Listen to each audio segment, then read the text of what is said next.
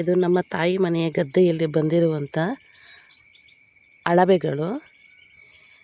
ಇದನ್ನು ತೆಗಿಬೇಕಾದ್ರೆ ನಾವು ನಿನ್ನೆ ಸಂಜೆ ಮಳೆ ಬಂದಿರುತ್ತೆ, ಹಾಗಾಗಿ ಈ ಭೂಮಿ ಸ್ಮೂತಾಗಿರುತ್ತೆ, ಹಾಗೆ ನಾವು ತೆಗಿಯೋಕ್ಕೆ ಈಸಿ ಆಗುತ್ತೆ. ಅದನ್ನು ಹೀಗೆ ಶೇಕ್ ಮಾಡಿ ತೆಗೆದ್ರೆ ಫುಲ್ ಅಣಬೆ ಬರುತ್ತೆ. ನಾವು ಹಾಗೆ ಹೀಗೆ ಎತ್ತಿದ್ರೆ ಅದು ಬರೀ ಇದು ಬರುತ್ತೆ, ಅದು ಬೇರು ಬರೋಲ್ಲ. ಹಾಗಾಗಿ ನಾವು ತೆಗಿಬೇಕಾದ್ರೆ ಅವು ಒಂದೊಂದು ಇರಲ್ಲ, ಜೋಡಿಯಾಗಿರ್ತವೆ ಜಾಸ್ತಿ.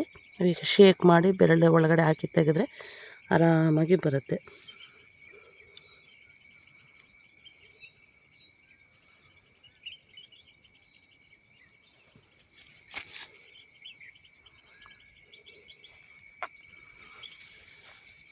ಅವು ಯಾವ ಥರ ಬಂದಿರುತ್ತೆ ಅಂದರೆ ಎಲ್ಲ ಗುಂಪು ಗುಂಪಾಗಿ ಸಾಲಾಗಿ ಹೋಗ್ತಾ ಇರುತ್ತೆ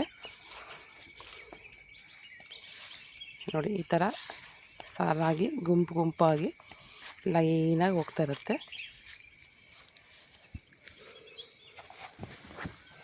ನೋಡಿ. ಎಲ್ಲ ಗುಂಪು ಗುಂಪಾಗಿ ಈ ಥರ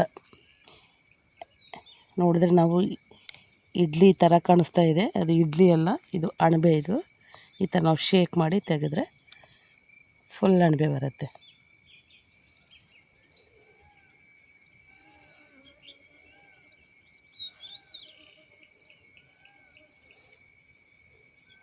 ತುಂಬ ಟೇಸ್ಟಿಯಾಗಿರುತ್ತೆ.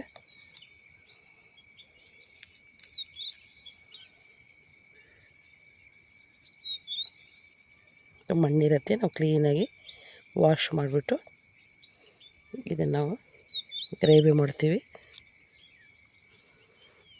ಇದು ಮಟನ್ಗಿಂತ ತುಂಬ ಚೆನ್ನಾಗಿರುತ್ತೆ ನೋಡಿ. ನಾನು ಮಾರ್ನಿಂಗ್ ಎದ್ದು ಬಂದು ಇಷ್ಟು ಅಣಬೆನ ನಾನು ತೆಗೆದಿದ್ದೀನಿ.